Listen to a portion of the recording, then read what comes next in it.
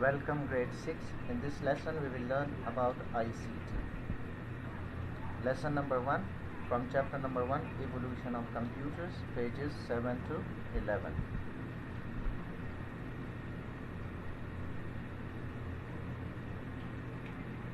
The learning objectives are to recognize the early IT inventors,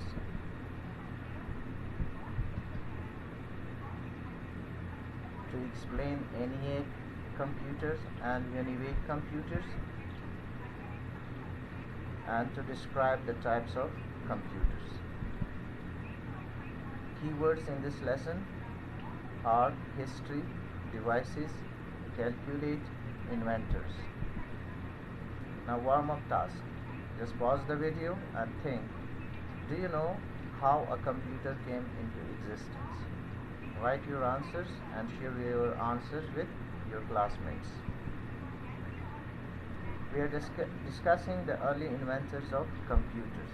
The first name which comes in our mind is the Charles Babbage. He was a famous British mathematician and also known as the father of computers. He invented a computer which was a mechanical computer, means it would work using physical force.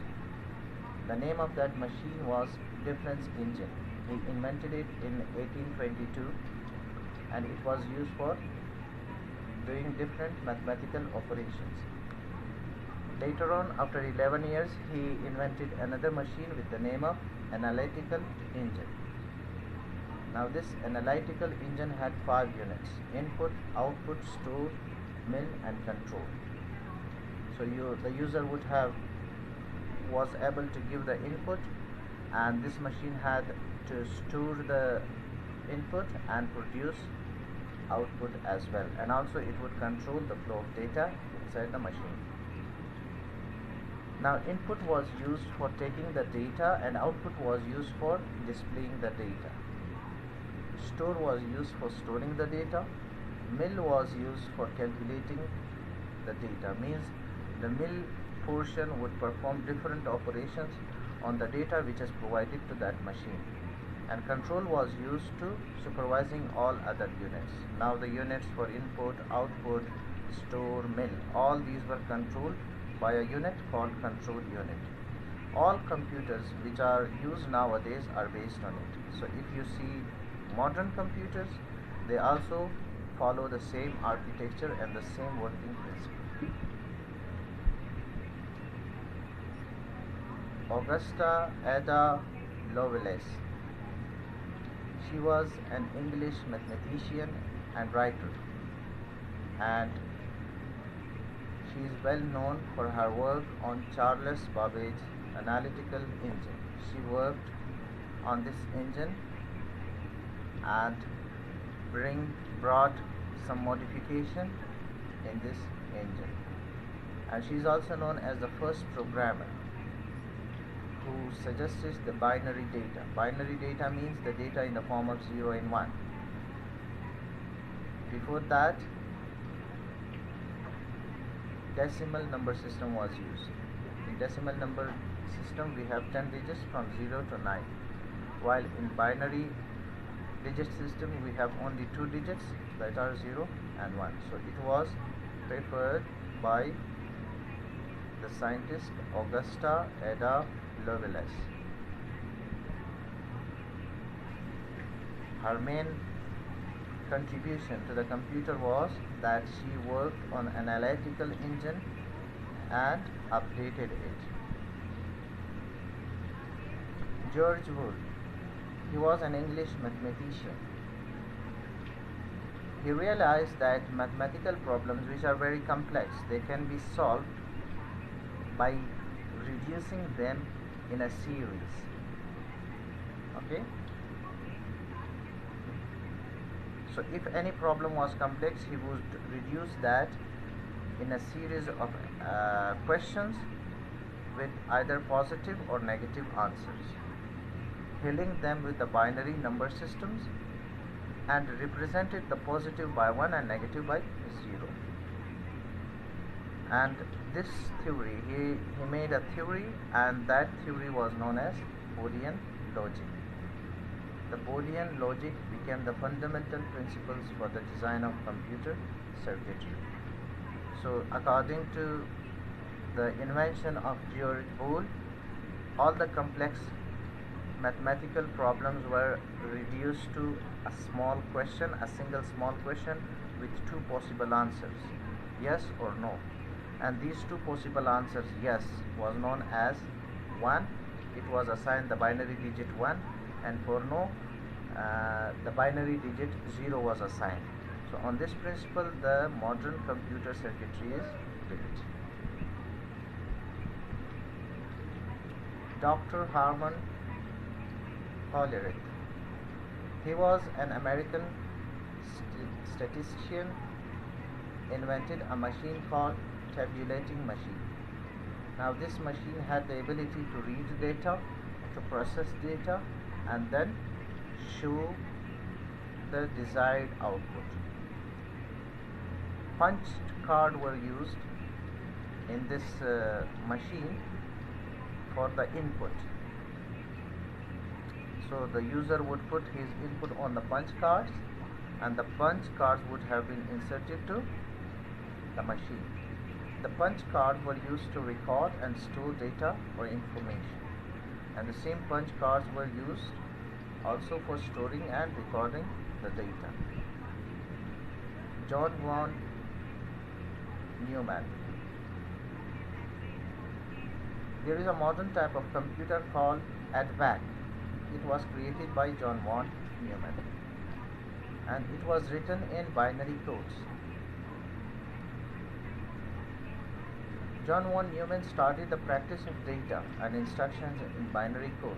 So he was the first who started the data, to practice the data and instruction in binary codes. Now Neumann joined the inventor of ENIAC computer, Presper Eckert, and John Mauchly, who was an American physicist.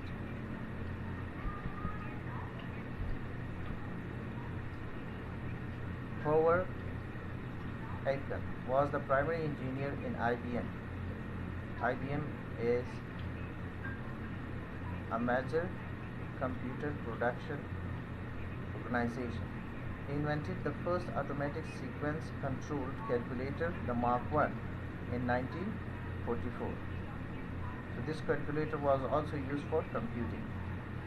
It could execute long computations automatically. The Mark I had the ability to execute long computations automatically. Now we are discussing ENIAC and UNIVAC computers. This is how ENIAC computer looked like. They were very big in size, and they required too much electricity. ENIAC stands for electrical numerical integrator and computer. E for electrical, N for numerical, I for integrator and computer. It was the first electronic digital computer. It was based on digital data. It was invented by two scientists, John Mauchly and Presper Eckert, in 1946. It consisted of vacuum tubes. Vacuum tubes are devices which are used for the flow of electrons, and the ENIAC contained 18,000 vacuum tubes. It was 1,000 times faster than the Mark I. It could add two large numbers in 200 microseconds. These are the properties and features of the ENIAC computer. The second computer was the UNIVAC, Universal Automatic Computer. UNI stands for universal, A stands for automatic, and C stands for computer 1. The first commercially available computer means this computer was used in commercial sectors, in business sectors, for performing different calculations. It was also designed by the same two scientists, John Mauchly and Presper Eckert, in 1951. This computer had the ability to handle both numeric data, which is in numbers, and text data, which is in text, words, sentences. Now, types of computers. The basis of size, speed, storage, and cost. So, we have microcomputers, then we have mini computers, then we have mainframe computers, and then we have supercomputers. So let's discuss them one by one. Talking about microcomputers, they are small in size, their cost is less than the second generation, designed for personal use, therefore they are also called personal computers, and they can be used in homes, schools, offices, etc. Desktops are the examples of microcomputers. They are designed to be fit on a desk. It comes with a monitor, CPU, keyboard and mouse connected to each other. The second type of microcomputer are the laptops. They are smaller in size and can be placed on lap, battery operated and more expensive than desktop computers. The third one is the tablets. They are smaller than laptops and bigger than smartphones. It has touch sensitive screen, keyboard and is used to read e-book, watching movies, etc. So tablets are very common, and I think all of the students must be having the tablets. So tablets are microcomputers. Mini computers. Mini computers were larger than microcomputers. They have a higher processing speed. They are costlier. Can support 200 users simultaneously. Means many computers had the ability that 200 users were able to work on them at the same time. They were used in banks, universities or any big other organizations. Now mainframe. Mainframe computers are very powerful, big in size with a large memory and high speed. So mainframe computers are mainly used in those organizations where they have to process and store a bulk of data, too much data. They deal with a huge amount of data. More than 100 users can use it simultaneously. At the same time, 100 users or more than 100 users can perform their tasks at the same time using a mainframe. Mainly they are used for keeping the database of all the population of a country. Mainframe computers are very expensive, and they are used in scientific laboratories, airline and railway ticket reservations, where they have to process. If you think about airline, an airline organization process too much data of the customers, so that's why they are using mainframe. Same is for the railway ticket reservations. The last one is the supercomputer. They are the most powerful computers on earth. They have a very huge speed. These supercomputers are used for weather forecasting, space research and satellite control, etc.